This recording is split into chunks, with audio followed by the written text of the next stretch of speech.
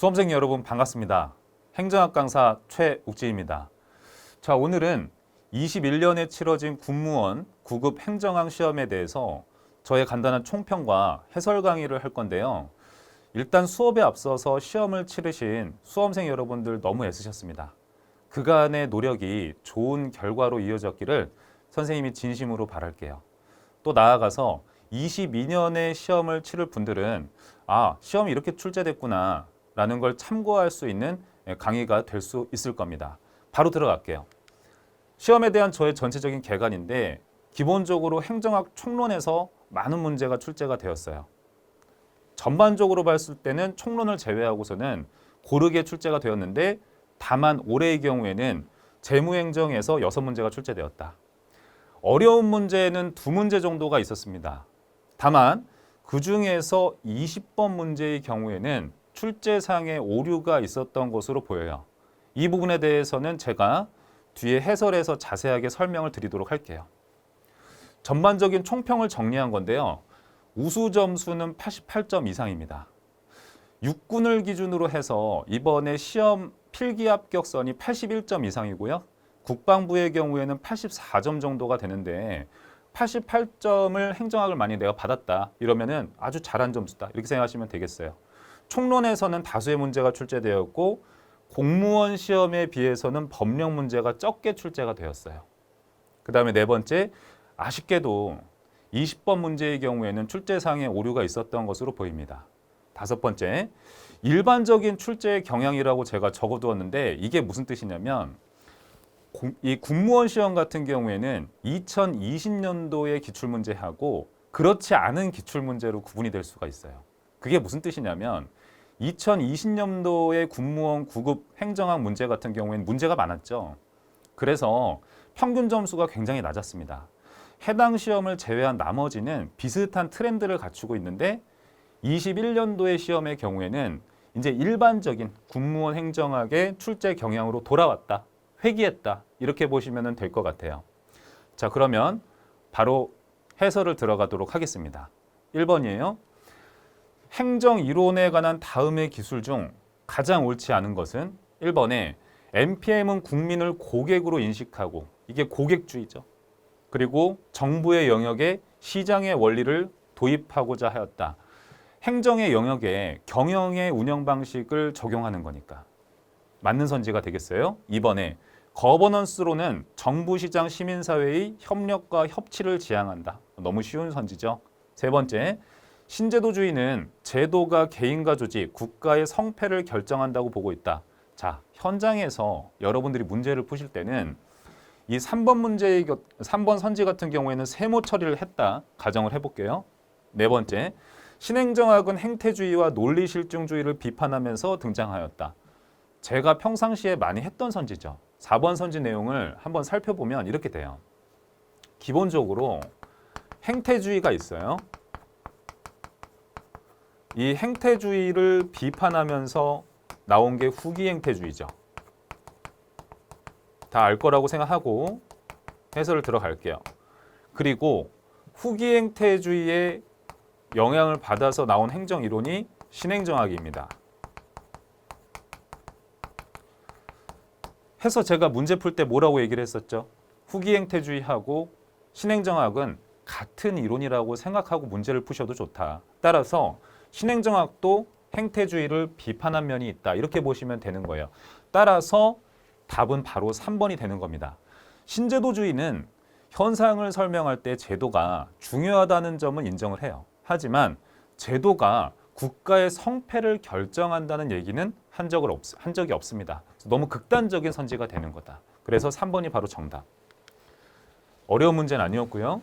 2번, 베버의 관료제에 대한 설명으로 가장 옳지 않은 것은 관료제는 계층제적인 구조를 본질로 하고 있다. 피라미드 형태의 계층제적인 조직 구조를 관료제라고 하니까 이번에 관료제를 현대사회의 보편적인 조직 모형으로 보고 있다. 맞습니다. 목표를 달성하기에 목표를 가장 능률적으로 달성할 수 있는 조직 구조라고 생각을 하는 거죠. 3번에 신행정학에서는 탈관료제 모형으로서 수평적이고 임시적인 조직 모형을 제한한다. 이렇게 되어 있어요. 신행정학 같은 경우에는 기본적으로 현상학을 활용을 합니다. 자, 그런데 이 현상학이라는 것은 인간 행동에 내재된 의미를 파악하는 데 주력하고자 하죠. 그럼 인간은 어떤 존재예요? 조직 내에서 자기 행동에 의미를 담아서 상호작용하는 존재란 말이죠.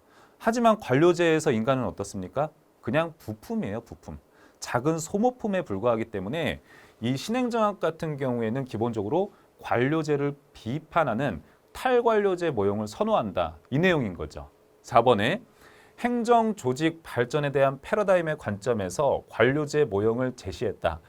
이 베버라는 사람은 내가 생각할 때는 목표를 가장 능률적으로 달성할 수 있는 조직 구조가 관료제라는 뜻인 거지.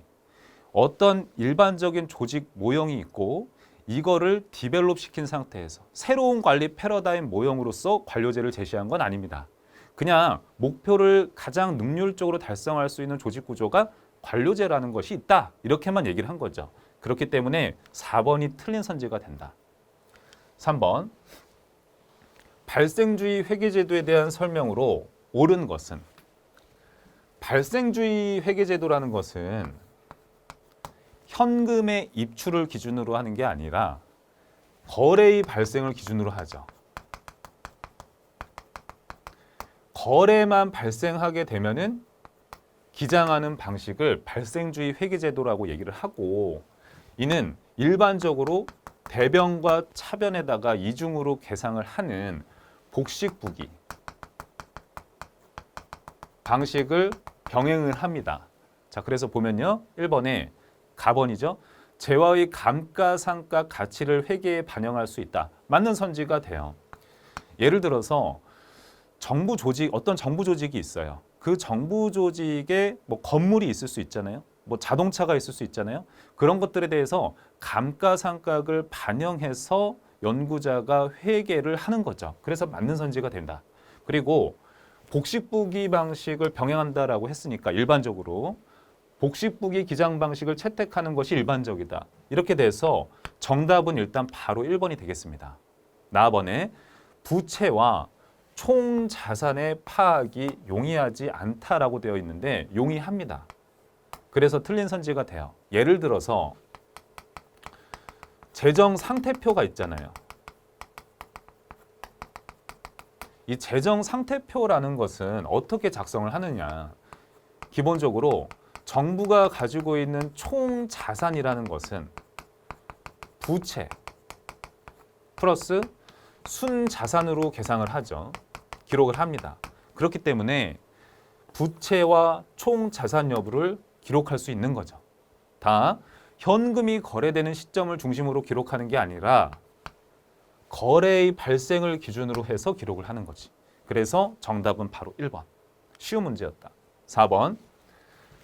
행정과 경영의 유사점에 대한 설명으로 가장 옳지 않은 것은 사실 행정과 경영에 대한 이슈는요. 너무 쉬운 문제여서 요즘에 내지 않는 게 일반적이거든요. 근데 이걸 냈어요.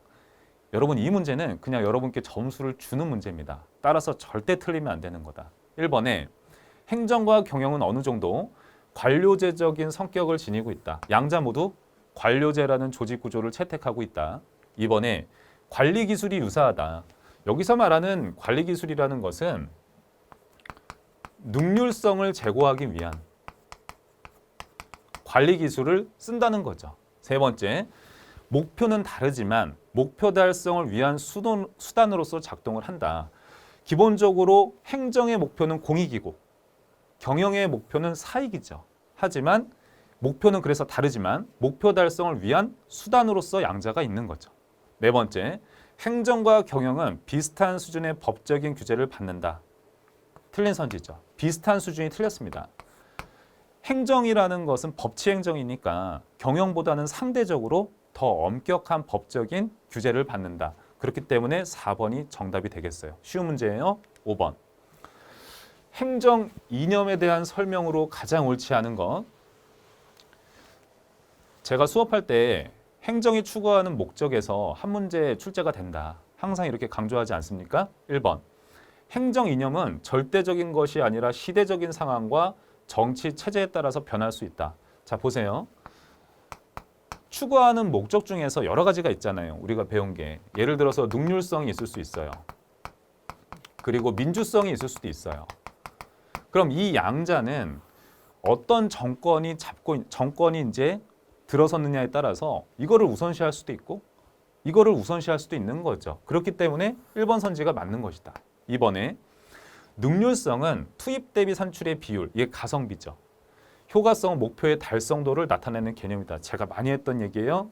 3번에 행정의 민주성은 대외적으로 국민의 의사를 존중하고 수렴하며 대내적으로 행정조직을 민주적으로 운영한다는 두 가지 측면을 가지고 있다. 이렇게 되어 있어요. 우리 교과서에서 이 민주성이라는 개념은 두 가지로 나눠서 배웁니다. 일단 첫 번째는 대외적인 민주성이 있고 다른 하나가 대내적인 민주성이에요. 대외적인 민주성은 뭐예요? 국민의 의사를 수렴하는 거. 대내적은 조직 구성원의 의사를 수렴하는 거. 그래서 불편함이 없어요. 네 번째, 수평적 형평이란 동등하지 않은 것을 서로 다르게 취급한다. 이거 틀린 거죠. 이건 수직적 형평에 대한 얘기입니다. 그 다음에 수직적 형평이란 동등한 것을 동등하게 취급하는 것이다. 이것은 수평적 형평에 대한 내용이죠. 그렇기 때문에 4번이 정답. 너무 쉬운 문제였습니다. 자, 넘어갈게요. 6번. NPM에 대한 설명으로 가장 옳지 않은 거. NPM은 전통적이고 관료적인 관리 방식을 개혁하기 위해서 80년대서부터 선진국에서 진행이 된 개혁 프로그램 기법이다. 혹은 개혁 프로그램이다. 좋습니다. 전통적이고 관료적인 관리 방식이라는 것 자체가 OPA를 뜻하는 거죠. 즉 900 관리, 관리주의를 뜻하는 겁니다. 그래서 맞는 선지. 이번에 NPM은 정부의 크기와 관계없이 시장지향적인 효율적인 정보를 만들 수 있는 개혁 방안에 관심을 갖는다. 자, 보세요. NPM을 제가 설명을 할 때 일단 상징적인 표현이 뭐냐면 정부의 사이즈는 작아야지. 작고 아끼는 정부잖아요. 능률적인 정부잖아요. 그러면 이번 선지에서 지금 불편한 게 뭐예요? 정부의 크기와 관계가 없다. 이거 틀린 거죠. 그래서 바로 정답 2번이었어요. 너무 쉬웠습니다. 3번에 시장성 테스트, 경쟁의 도입, 민영화나 규제 완화 등 일련의 정부개혁 아이디어가 적용이 된다. 이런 얘기들이 다 시장의 논리라는 거죠. 네 번째, NPM 옹호론자들은 기존의 관료제 중심의 패러다임을 대체할 수 있는 새로운 패러다임이 될 수 있다라고 주장한다. 그렇죠. NPM 자체가 아까 말씀드렸었던 OPA를 대체하는 어떤 관리 패러다임이 되는 겁니다. 그렇기 때문에 4번 선지는 불편함이 없어요. 2번 정답. 7번. 여러분 제가 그 이론 수업할 때 조직론에서 리더십이나 동기부여는 한 문제 출제되는 거다. 제가 이렇게 수업하잖아요. 동기부여 문제 그대로 나온 거죠. 근데 너무 쉽게 냈어요. 문제는. 구성원에 대한 동기부여는 미충족 시 불만이 제기되는 요인, 즉 불만 요인의 충족과 함께 적극적으로 동기를 자극하는 요인, 즉 동기 요인이죠. 이 동시에 충족되었을 때 가능하다고 주장한 학자로 옳은 것은 여러분 이거 문제 봤을 때 불만 요인하고 동기 요인 보자마자 누가 나와야 돼요? 1번에 바로 허즈버그가 정답이잖아요. 이 허즈버그는 욕구 충족 요인 이원론을 주장한 사람이잖아요. 그렇죠. 이게 무슨 뜻이냐? 인간의 니즈, 욕구를 충족시키는 요인은 두 가지로 분리돼서 작동하더라. 이게 바로 욕구 충족 요인 이원론의 요점인데 이 요인 자체가 두 가지라잖아요. 그 두 가지가 뭐예요? 불만 요인과 동기 요인. 그렇게 되는 거다. 그래서 바로 1번 정답. 바로 넘어갈게요. 8번. 행정 현상에 대한 접근 방법의 설명으로 가장 옳지 않은 거 1번. 과학적 방법은 이거 테일러의 과학적 관리예요. 동작 연구, 시간 연구 등에서 같이 행정 현상에 존재하는 규칙성을 찾아내서 보편 타당한 법칙성을 도출하는 데 가장 유용한 방법이다. 과학적 관리론과 더불어서 관리주의 혹은 원리주의 학자들은요, 능률성을 제고할 수 있는 보편적인 원리를 발견하고자 했었죠. 물론 훗날 사이먼으로부터 그것은 원리가 아닌 격언이다라고 비판을 받기는 했지만 1번 선지는 관리주의 학자들의 주장의 내용이 맞습니다. 그래서 1번이 정답이고 2번에 생태론은 행정 변수 중에서 특히 환경 변화와 사람의 행태를 연구 대상으로 한다. 사람의 행태 틀렸어요. 그래서 정답이 바로 2번이 돼요. 이 생태론 같은 경우에는 환경적인 요인, 현상을 만들어내는 환경적인 요인을 규명하려는 이론은 맞아요. 그런데 그 예시가 뭐가 있었어요? 선진국의 제도를 개도국이나 후진국에 도입했을 때 왜 제대로 작동하지 않는가를 설명한 이론이잖아요. 그러면 분석의 단위가 개인이 아니죠. 국가잖아요. 그렇기 때문에 틀린 선지. 3번에 역사적인 접근과 법적 제도적 접근은 제도와 구조에 보다 초점을 맞춘 것으로 볼 수 있다. 일단 법적 제도적 접근 자체는 구제도주의니까 문제가 없고요. 역사적 접근 같은 경우에는 특정한 제도가 어떤 역사적인 기원을 띠고 생성이 되었는지를 살펴볼 수 있기 때문에 맞는 선지가 돼요. 4번에 시스템적 방법의 장점은, 자, 이것은 번역의 문제인데 여기서 시스템적 방법이라는 것은 체제 이론을 말하는 거예요. 체제 이론. 여기서 체제가 시스템이거든요. 영어로. 그래서 체제 이론과 같은 표현이에요.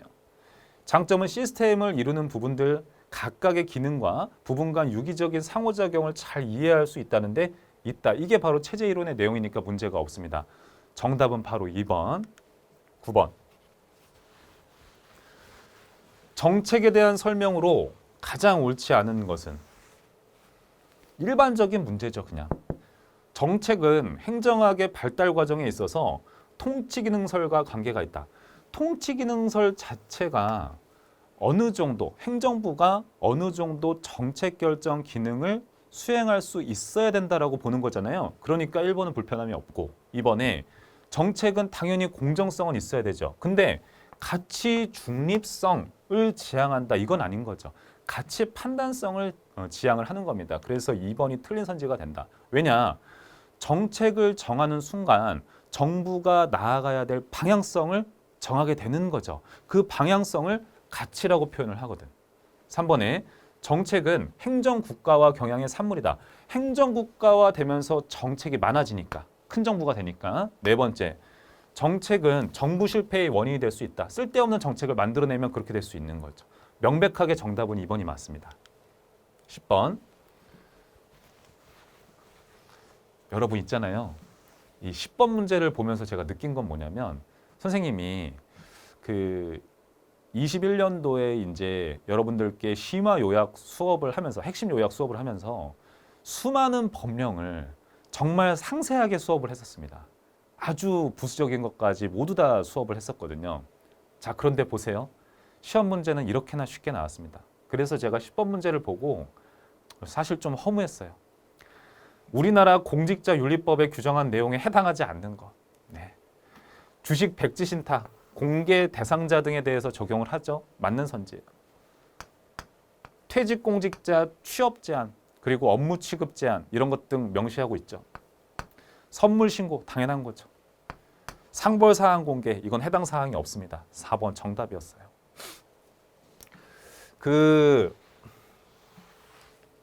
여러분들 공무원 시험하고 군무원 시험하고 차이점이 궁금하다고 저한테 묻는 친구들 꽤 있어요. 그럼 이렇게 생각을 하시면 돼요. 물론 그 차이점이라는 게 매해 똑같이 적용된다. 그렇게 볼 수는 없겠죠.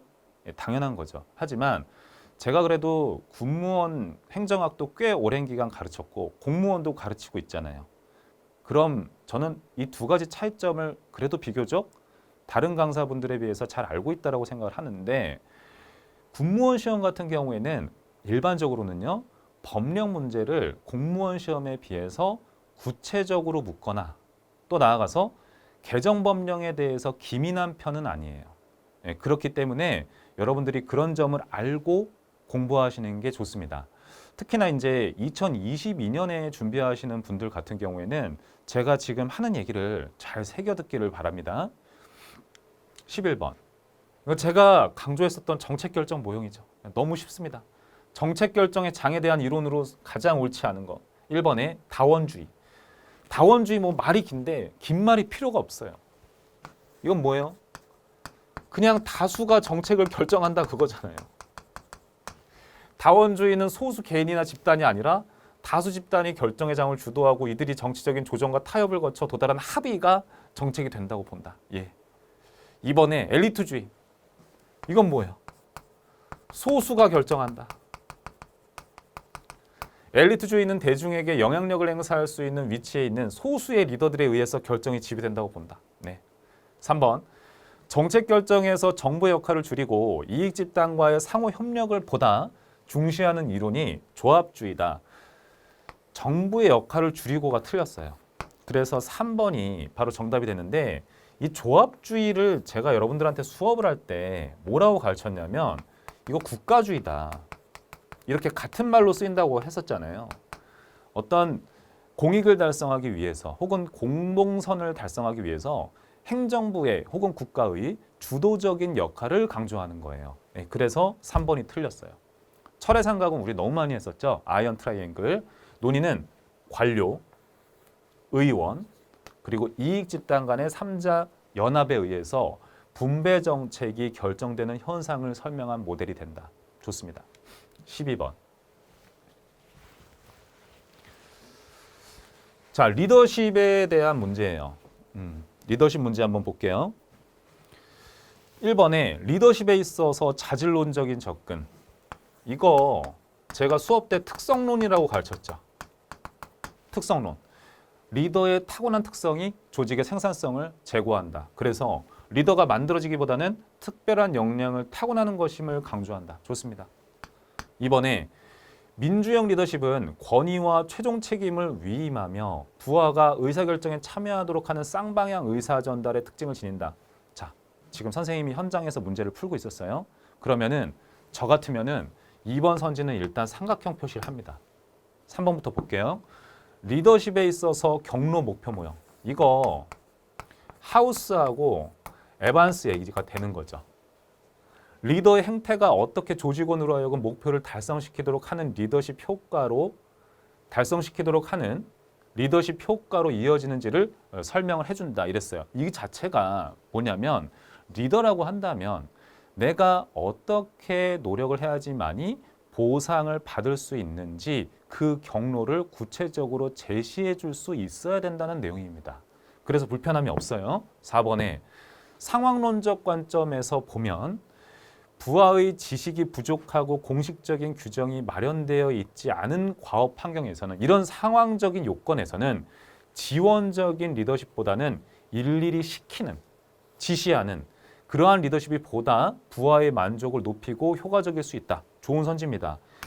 제가 하우스와 에반스의 상황론적 리더십론을 여러분들한테 수업을 할 때 지시적인 리더십이 효과적인 경우를 수업을 했었죠. 그 내용이 그대로 나온 겁니다. 자, 그렇기 때문에 2번이 답이 되는 건데 2번 같은 경우에는 뭐가 불편한 거냐면 민주형 리더십이라는 것은 구성원의 견해를 듣기는 하는 거예요. 그렇다 하더라도 그 사람한테 책임까지 모두 다 위임하는 건 아닙니다. 최종 책임까지 위임하는 건 아니에요. 그래서 2번이 바로 정답이에요. 자, 이 리더십 문제에 대해서 제가 설명을 하자면 하우스와 에반스의 상황론적 리더십론을 지금 2개의 선지를 깔았어요. 근데 그 선지 자체가 너무 지엽적인 내용이 아니었고요. 특성론 같은 경우에는 굉장히 유명한 선지라서 당연히 1번은 맞는 선지다라는 걸 알고 계셨어야 돼요. 그래서 가장 답이 2번이다. 이렇게 현장에서 채택을 하는 게 올바른 어떤 선택의 경로가 아닐까 그런 생각이 듭니다. 그래서 2번 정답. 어려운 문제는 아니었어요. 13번. 조직 형태나 구조에 대한 설명으로 가장 옳지 않은 것은 이랬어요. 자, 한번 보면 학습 조직은 시스템적 사고에 의한 유기적이고 체제적인 조직관을 바탕으로 한다. 시스템적 사고라는 것 자체가 하나로 조직 구성원들이 다 연결되어 있다라는 사고관이라는 거예요. 이 학습 조직 자체가 한 명이 구성원 한 명이 환경 적응에 필요한 지식을 익히는 건 의미가 없다라고 보죠. 조직 전체가 그걸 익혀야 된다라고 보는 거예요. 그렇기 때문에 시스템적 쇄고, 유기적, 체제적인 조직관을 바탕으로 한다. 좋은 선지가 돼요. 맞습니다. 이번에 네트워크 조직에서는 서비스나 재화의 생산과 공급, 유통 등을 서로 다양한 조직에서 따로 수행한다. 이거는 뭐냐면 정부가 있어요. 그러면 부수적인 기능은 바깥에 이런 조그만 조직들한테 위탁을 하는 거잖아요. 제가 많이 했던 겁니다. 3번. 매트릭스 구조는 기능 구조와 계층 구조를 결합시킨 이원적인 형태이다 이랬어요. 계층 구조가 틀렸죠. 이거 뭐라고 고쳐야 돼요? 선생님이 너무나 강조했던 거잖아요. 사업 구조죠. 그래서 정답 3번이에요. 4번. 가상 조직은 영구적이라기보다는 잠정적이고 임시적인 조직으로 볼 수 있다. 그냥 유기적인 구조다 이 뜻인데 문제 푸실 때 가상 조직 자체가 네트워크 조직이라고 생각하셔도 상관이 없습니다. 자, 13번 문제의 경우에는 이게 조직 구조론에서 나온 거죠. 조직 구조론.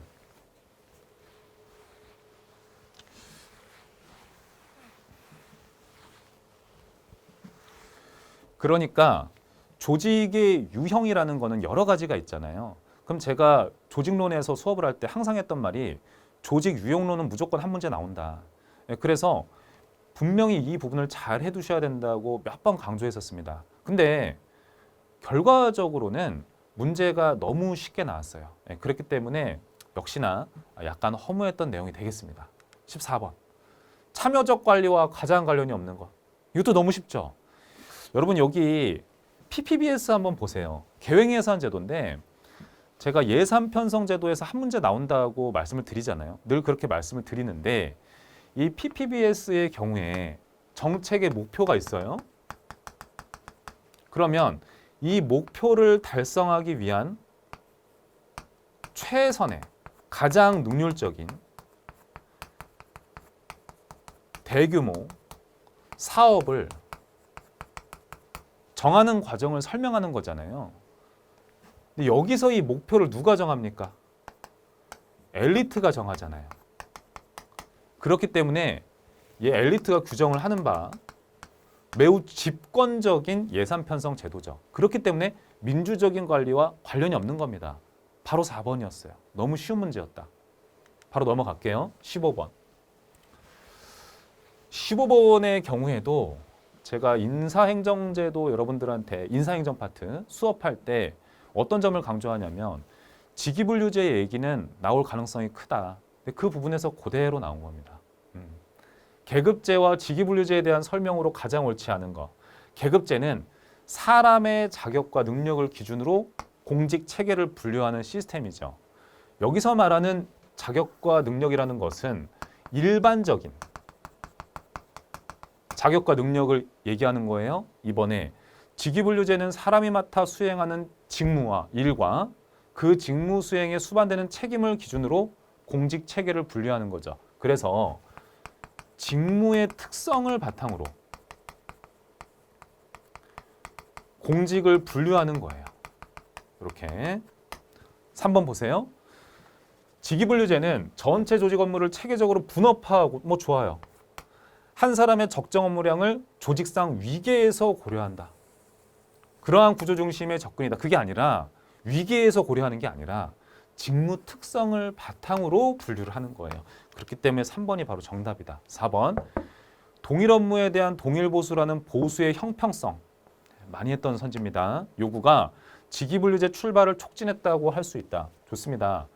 그 직위분류제 같은 경우에는 기본적으로 직무의 특성을 바탕으로 해서 공직을 분류한다 했어요. 그럼 직무 특성은 뭐가 있습니까? 일단은 일의 종류가 있죠. 일의 종류가 뭐냐? 그 다음에 그 일은 난이도가 어떻게 되냐? 이 얘기잖아요. 난이도에 따라서 보수를 정하지 않습니까? 여기에 따라서 보수를 정하잖아요. 그렇기 때문에 보수의 형평성 제고에 기여한다. 그 뜻이에요. 그래서 불편함이 없어요. 계급제와 직위분류제에 대해서도 마찬가지예요. 제가 심화 요약집에서도 수업을 했었지만 상당히 보수적으로 아주 자세한 내용까지 다 가르쳐 드렸었는데 막상 시험 문제는 너무 쉽게 나왔다. 16번 인사행정 제도 나온다고 했었죠. 인사행정 제도에 대한 설명으로 가장 옳지 않은 것은 공직충원의 개방성을 확대하면 직업공무원제 확립에 보다 더 기여할 수 있다. 이건 너무 쉽네요. 정말. 직업공무원제는 여러분 제가 수업할 때 개방형이라고 했습니까? 폐쇄형이라고 했습니까? 여러분의 목소리가 들립니다. 예. 폐쇄형이죠. 그러니까 개방성을 확대하면 직업공무원제 확립에 보다 더 기여한다. 얘는 폐쇄형인데 말이 안 되는 선지죠. 바로 1번 정답이에요. 너무 쉬웠고요. 기초적인 부분에서 냈습니다. 계급제는 직위분류제에 비해서 인적 자원의 탄력적 활용이 용이하다. 제가 이 선지 나온다고 분명히 얘기를 했었죠. 맞는 선지다. 왜 그러냐? 계급제는 일반 행정가를 지향하니까. 역관주의는 행정의 민주성을 강화하는 측면도 있다.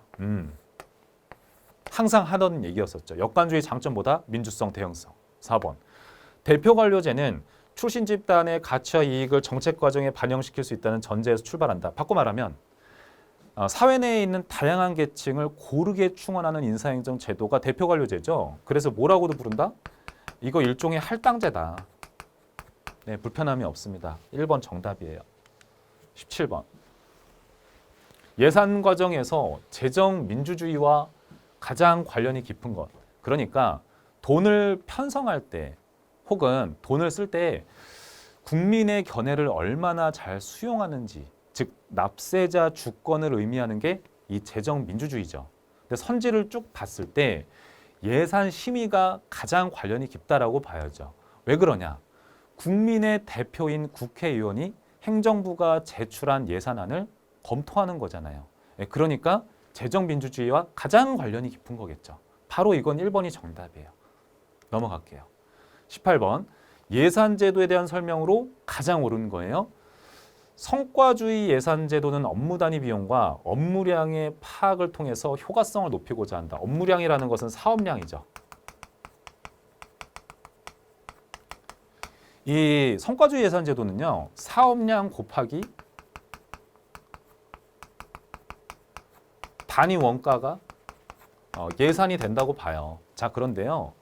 이 효과성이 지금 불편한 거죠. 여러분 잘 보셔야 돼요, 이거.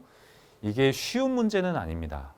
제가 말씀드리자면 어찌됐건 예산 편성 제도는 시험에 제가 무조건 한 문제 나온다고 늘 말씀을 드렸는데 그대로 나온 거예요.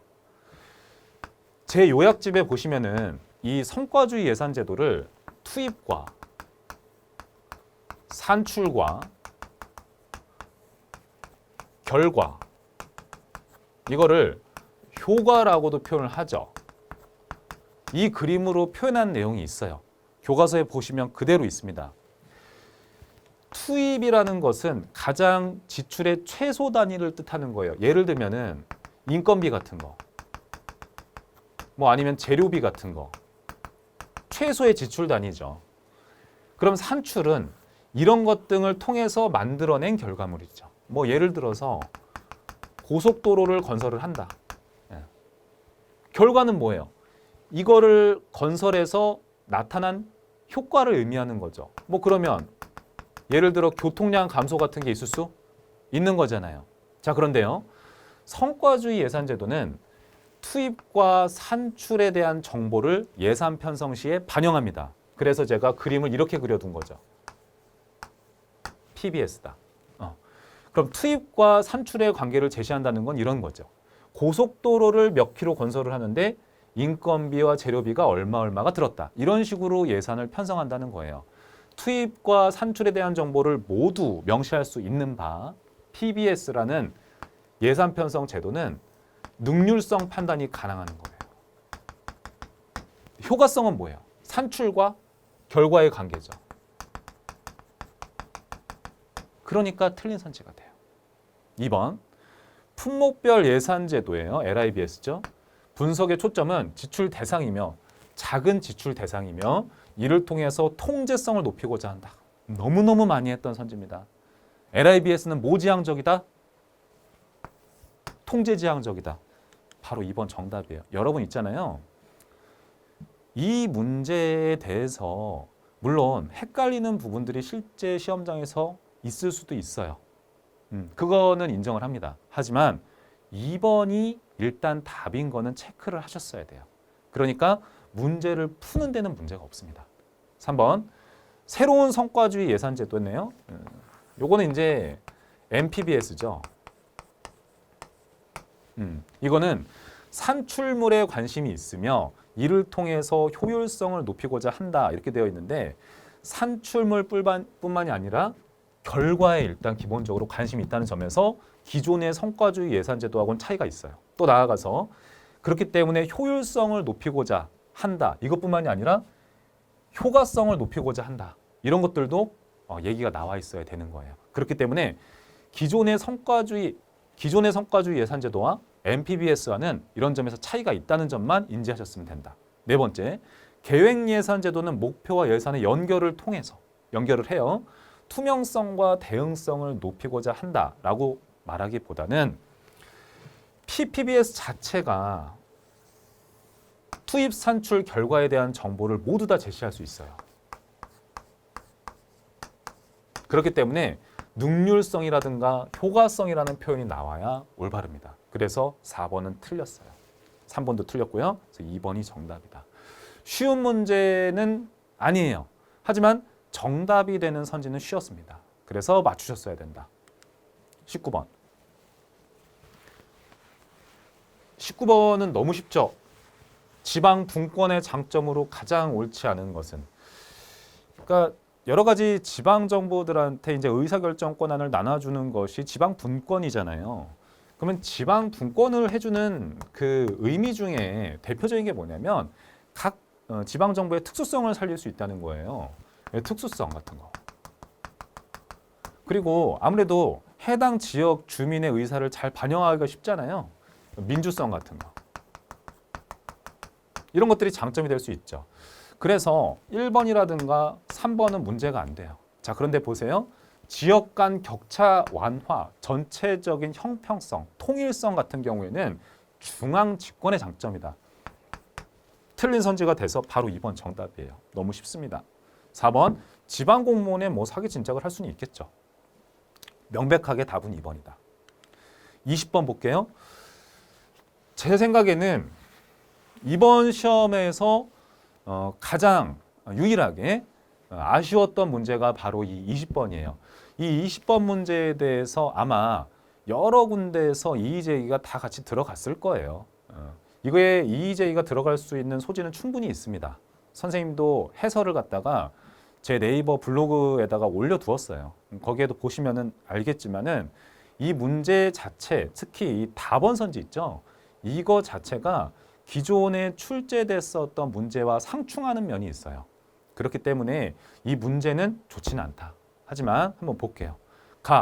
자치권에 대한 문제부터 봐야죠. 단체 자치에 대한 설명으로 옳은 것만을 모두 고르면, 이게 단체 자치라고 하면 지방자치단체에 의한 행정이 이루어지고 있는지를 강조하는 거예요. 이 단체 자치라는 건. 그러면 주민자치는 뭐예요? 주민에 의해서, 주민의 실질적인 참여에 의해서 지방행정이 이루어지고 있는지를 강조하는 게 주민자치가 되고요. 단체자치는 지방자치단체가 존재하고 있느냐, 그리고 그걸 법에다가 명시를 해뒀느냐, 그 단체에 의해서 행정이 이루어지고 있는지를 강조한다면 단체자치예요. 그럼 단체자치에 대한 내용으로 옳은 거. 자치권에 대한 인식은 전례권으로 본다. 국가로부터 자치권을 부여받았다, 전례받았다라고 하는 거죠. 전례했다. 그래서 이건 맞는 선지예요. 이건 명백한 겁니다. 권한 부여 방식은 포괄적 위임주의다. 이것도 명백한 거예요. 단체자치에서 말하는 이 포괄적 위임 혹은 포괄적 예시, 이런 것들은 뭐냐면 우리나라로 따지자면 시군구는 이러이러한 사무를 수행할 수 있다. 다 시군구를 싸잡아서 통일해서 권한을 주잖아요. 그리고 광역지방자치단체, 시도는 이러이러한 일을 할 수 있다. 싸잡아서 업무를 주는 거죠. 포괄적으로. 그래서 이거는 불편함이 없다. 그럼 자 보세요. 가하고 나는 무조건 맞는 거예요. 무조건 맞는 겁니다. 그렇기 때문에 보자마자 얘랑 얘는 이렇게 딱 제끼셨어야 돼요. 그게 정상적입니다. 자, 그런데 다 볼게요. 중앙과 지자체의 관계는 기능적 협력 관계이다. 사실은 이게 틀린 선지죠. 기능적 협력 관계라는 것은 주민자치 내용이에요. 이거는 저뿐만이 아니라 다른 행정학 강사들도 이렇게 보는 게 일단은 일반적이에요. 단체자치 같은 경우에는 기능적 협력 관계가 아니라 권력적 감독 관계라고 보는 게 일반적입니다. 왜? 자, 보세요. 단체자치에서 지자체의 혹은 지방정부의 사무는 무엇이냐라고 했을 때 두 가지가 있다라고 봐요. 해당 지역에 살고 있는 주민을 위한 사무. 그게 뭐다? 고유 사무. 그리고 중앙정부로부터 위임을 받아서 수행하는 사무. 그게 뭐다? 위임 사무. 이렇게 되잖아요. 그러면 이게 당연히 단체자치는 권력적 감독 관계가 맞는 거죠. 왜? 위임 사무를 수행하고 있으니까. 중앙정부로부터 돈을 일부 받아가지고. 그럼 당연히 권력적 감독 관계에 있다라고 보는 게 맞겠죠. 기능적 협력 관계, 동등한 위치에서 기능적으로 협력하는 관계라고 보는 건 주민자치의 특성이므로 다는 일단 틀린 거예요. 자, 그런데 시험 문제는 여러분 무조건 보기 내에 있는 모든 선지를 끝까지 보셔야 되는 게 원칙이잖아요. 그래서 보시면 유럽 대륙을 중심으로 발전해 왔다. 이거는 맞는 선지죠. 대륙계 국가를 얘기하는 거잖아요. 그렇죠. 대륙계 국가, 프랑스라든가 독일 같은 유럽 대륙을 중심으로 발전해 왔다. 이거는 명백하게 맞는 선지예요. 그래서 20번 문제에 대한 총정리를 하자면 다를 제외하고 가, 나, 라는 명백하게 맞는 겁니다. 그럼 여기가 만약에 실전이야. 그러면 일단 라가 없기 때문에 얘는 틀린 거죠. 근데 지금 답이 없잖아요. 답이 없지만 체크는 지금 해야 되잖아, 실전에서. 그럼 4번이라고 일단은 선택은 했어야 되는 것이다. 하지만 최종 정답을 발표했을 때 이거를 모두 정답으로 하지는 않았어요. 정답으로 할 거면 가, 나, 라만 했어야 되는 건데 이 다까지도 지금 맞는 선지로 처리를 해가지고 이 4번이 정답으로 최종적으로 이제 픽스가 됐단 말이죠. 이거 자체는 이번 시험의 오류라고 선생님은 생각을 합니다. 그래서 작년에 이어서 이런 부분은 아직까지 군무원 시험에서 아쉬운 그리고 절대로 내년에는 이런 것들이 있어서는 안 되는 그러한 부분이다라는 것을 말씀을 드리고 싶고 또 이것과 더불어서 여러분들께 제가 한 가지 하고 싶은 얘기가 있어요. 그게 뭐냐면 이 20번 문제 있잖아요. 20번 문제를 내가 모두 정답 처리가 안 됐다 해서 그랬다 해서 이번 시험에 떨어졌다라고 이렇게 단정 짓지는 않았으면 좋겠습니다. 왜냐하면 제가 맨 처음에 본 시험에 대한 개관을 말씀을 드렸잖아요. 이번 시험은요 정말 쉬웠어요.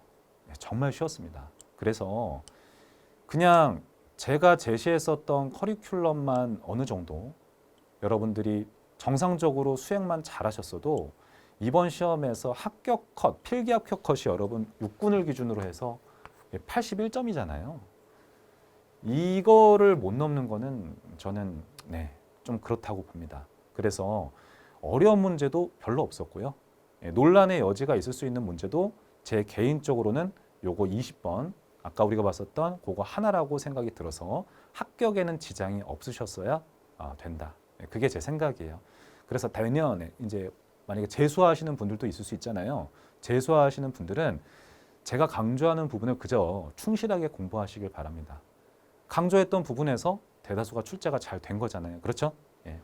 21번 볼게요. 다음 중 예산과 관련된 이론으로 가장 옳지 않은 거. 이거는 너무 쉽죠, 여러분. 그렇죠? 욕구 체계 이론은 이거 조직론에서 나오는 동기부여 이론이죠. 근데 지금 2번, 3번, 4번 같은 경우는 예산과 관련된 이론이 맞습니다. 그래서 바로 1번 정답이에요. 그러니까 이런 문제를 낸다는 것은 사실 시험 출제자가 되게 쉽게 낸 거예요. 그러니까 이런 것들은 절대 틀리셨으면 안 되는 겁니다. 선생님 교과서에는 이 각각의 내용에 대해서도 매우 자세하게 다 설명이 되어 있기 때문에 여러분들이 이거를 절대 틀리지는 않았을 거라고 믿습니다. 넘어갈게요. 지방재정 지표 중에서 총 세입에서 자율적으로, 뒤에 포인트가 이거네요. 자율적으로 사용 가능한 재원. 그러니까 일반 재원이죠. 일반 재원의 비중을 나타내는 것은, 그러니까 이것도 굉장히 지금 쉽게 낸 거죠. 바로 3번이 정답이 되죠. 바로 치환 가능한 문제가 되겠습니다. 문제는 없어요. 23번. 조직이론과 인간관에 대한 설명으로 가장 옳지 않은 것. 조직이론의 시작은 테일러의 과학적 관리론에서 찾을 수 있으며 1900년대 초까지 효율성과 구조 중심의 사상을 담고 있었다. 여기서 말하는 구조라는 것은 공식적인 구조예요. 불편함이 없고요. 이 테일러를 비롯해서 관리주의자들은 공식적인 구조에 초점을 두어서 조직의 생산성을 높여야 된다. 이렇게 주장을 했으니까. 2번. 기계적인 조직으로서 관료제는 합리적 경제인의 인간관을 반영하고 있는데 테일러의 차등 성과급제가 이러한 인간관에 기초한 보상 시스템이다. 맞습니다. 테일러는 인센티브 제도를 찬성하죠. 그래서 인간은 뭐라고 봤어요? 경제인이라고 봤습니다. 돈만 주면 열심히 일하는 존재야. 그리고 테일러가 포함되어 있는 관리주의 학자들은요, 기본적으로 선호하는 조직 구조가 관료제예요. 그러니까 불편함이 없는 거죠. 3번에 계층 구조는 피라미드 모양의 구조를 가지며 피라미드 형태의 계층제적인 조직 구조니까 명령과 통제가 위로부터 아래로 전달되는 특성을 가진다. 이 계층 구조는요, 기본적으로 맨 위의 계층이 가장 많은 의사결정권을 지녔죠. 그걸 바탕으로 밑에다 명령하는 체계. 4번째, 관료제하에서 구성원들은 인간으로서의 감정이나 충동을 멀리하는 정의적인 행동이 기대된다라고 했는데 선생님이 너무나 강조했던 선지죠. 이거 바로 정답이네요. 그러니까 관료제 내에서는 비정의성을 바탕으로 행정을 하는 거죠. 그러니까 비정의성이 뭐예요? 그러니까 법의 기초에서 행정을 해야 되는 거지 내 맘대로 하면 안 된다는 거죠. 내 사적인 감정을 투영하면 안 된다는 거잖아요. 근데 얘는 정의적이라고 했으니까 틀린 겁니다. 바로 4번 정답이에요. 너무 쉬웠어요. 24번. 공공선택론에 대한 설명으로 가장 옳지 않은 것은 행정이론 문제군요. 1번. 방법론적 집단주의를 지향한다. 여러분, 집단주의가 아니라 뭐예요? 개체주의죠? 그러니까 얘네는 인간에 대한 분석을 해보니 인간은 이기적이라는 거잖아요. 그러니까 직권적인 의사결정 구조 하지 말아라. 분권적인 의사결정 구조를 갖춘 정부 조직이 되어야지만이 사람들의 선호를 반영한 공공 서비스를 제공할 수 있게 된다. 그 얘기잖아요. 1번 바로 틀렸습니다. 정답이에요. 2번 현상을 경제학을 적용해서 분석하고자 해요. 3번 개인 선호를 중시하여 공공 서비스 관할권을 중첩시킬 수도 있다. 공공 서비스 관할권을 중첩한다는 것을 인정합니다. 이게 뭐냐면 곧 분권화예요. 중위 투표자 이론도 공공선택론의 일종이다. 이것은 제가 공공선택론을 활용한 모델들에서 가르쳤던 내용이 되는 겁니다. 근데 중위 투표자 이론에 대해서 자세히 묻지도 않았어요. 그냥 이게 공공선택론의 일종인지만 알고 있는지를 물었던 겁니다. 그래서 너무 쉬웠던 선지다. 네, 1번 정답. 25번. 이 문제는 좀 어려웠다라고 생각이 듭니다. 우리나라 예산 편성 절차에 대한 설명으로 가장 옳지 않은 것. 예산 과정은 제가 늘 강조했던 겁니다.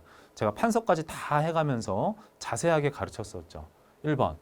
우리나라 예산 담당 부처인 기재부는 예산안 편성 지침과 국가재정운용계획을 사전에 준비하고 범부처 예산 사정을 담당을 한다. 기재부 자체가 기본적으로 재무행정을 담당하는 주인이잖아요. 주인공이에요.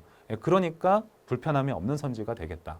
그다음에 2번에 각 중앙행정기관은 기재부의 지침에 따라서 사업계획서와 예산 요구서 작성을 준비한다. 이것도 뭐 좋습니다. 왜 그러냐면 이 예산 요구서 작성 같은 경우에는 예산안 편성 지침에 따라서 작성을 해요. 그리고 또 나아가서 이 사업계획서라는 것 자체가 중기사업계획서를 얘기하거든요, 여러분. 근데 여러분들이 중앙관서의 장이에요. 본인이 이제 속한 조직의 예산안을 편성을 하는 거죠. 중앙관서의 장이에요. 그런데 이 중기사업계획서를 작성을 하는데 그냥 내 맘대로 작성을 하겠어요? 그렇지는 않겠죠. 당연히 기재부의 지침에 따라서 작성을 하는 겁니다. 3번, 기재부는 총액 배분 자율 편성 제도에 따라서 각 부처의 세부 사업에 대한 심사보다 부처 예산 요구 총액의 적정성을 집중적으로 심의한다. 이거는 틀린 선지가 돼요. 그래서 3번이 바로 정답인데, 물론 부처 예산 요구 총액의 적정성도 심의를 하지만 이것만 집중적으로 심의할 것 같으면 중기사업계획서를 애초에 받을 필요가 없겠죠. 그래서 중기사업도 그에 못지않게 다 심의를 하는 겁니다. 총액만 가지고 하는 게 아니에요. 그래서 3번이 틀렸다. 4번, 기재부는 조정된 정부 예산안을 회계연도 개시 120일 전까지 국회에 제출한다. 이건 어디에 나와 있다? 국가재정법에 나와 있다. 좋습니다. 25번 문제는요. 제 생각에는 틀렸어도 괜찮아요. 어려운 수준의 문제라고 제가 판단을 했고요. 이거를 제외하더라도 여러분들이 합격하는 데는 불편함이 없어야 된다. 지금 전반적으로 25문항에 대해서 구급행정학, 국무원 구급행정에 대해서 총평과 해설을 마쳤습니다. 제가 시험 문제를 풀이하면서 너무 쉬웠다라는 얘기, 뭐 쉬운 문제네요 이런 얘기를 너무 많이 해서 조금 죄송한 면도 있습니다. 자, 그런데 사실은 사실이에요. 여러분, 이번 2021년도 시험은 쉬웠어요. 그래서 논란의 여지가 있는 문제가 있었더라도, 그리고 아까 25번 문제처럼 어려운 문제가 있었더라도 여러분들이 80점 이상을 받는 데는 무조건 불편함이 없으셨어야 돼요. 그리고 저는 그게 미니멈 최소 84점이라고 생각을 해요. 84점을 받지 못했다는 것은 내가 중요한 부분을 제대로 공부하지 못했다라는 뜻입니다. 그러니까 이번 시험을 이미 치렀던 분들한테는, 그중에서 또 다시 한번 시험을 치르려고 하시는 분들한테는 조금 아픈 곳을 다시 찌르는 것 같아서 미안한 면도 있어요. 하지만 내가 어떤 면이 잘못되었는지를 온전하게 받아들일 줄 알아야 돼요. 재수생 여러분들은 이번 시험은 쉬웠습니다. 그런데 이번 시험에서 80점 중반을 받지 못했다는 것은 내가 중요한 부분을 회독을 많이 못했구나, 이렇게 생각을 하셔야 돼요. 결국에는 합격의 어떤 본질은 뭐예요? 중요한 부분에 대해서 잘 이해하고, 그리고 그 부분에 대해서 회독을 얼마나 많이 하는지가 합격의 열쇠가 되는 겁니다. 이 점을 꼭 명심하시길 바랄게요. 선생님이 뭐 여러분들 아프게 하려고 뭐 이 문제 쉽다 이런 얘기 한 거 아니에요. 그리고 내년에 이제 처음 시험을 준비하는 초시생 여러분들 있잖아요. 그분들 같은 경우에도 이제 정상적인 시험으로 돌아온 것 같아요. 2020년도 공무원 시험 같은 경우에는 사실 정상적인 시험은 아니었죠. 일반적인 트렌드에서 많이 벗어나 있었기 때문에 공부를 어디서부터 어디까지 해야 될지 좀 막막했을 건데, 제가 올해 이제 요약 수업을 할 때도 그랬고 항상 말씀드렸던 것처럼 20년도 출제 경향은 유지되지는 않을 것이다. 이제 일반적인 트렌드로 회귀할 거다라고 항상 강조를 했었고, 올해 그렇게 된 거예요. 그렇다 보니 초시생 여러분들도 중요한 부분을 중심으로 회독을 많이 하시면서 부수적인 부분을 조금씩 확장해 나가는 방식으로 공부하시면 될 것 같습니다. 자, 그러면 다음에 또 뵙도록 하겠습니다. 감사합니다.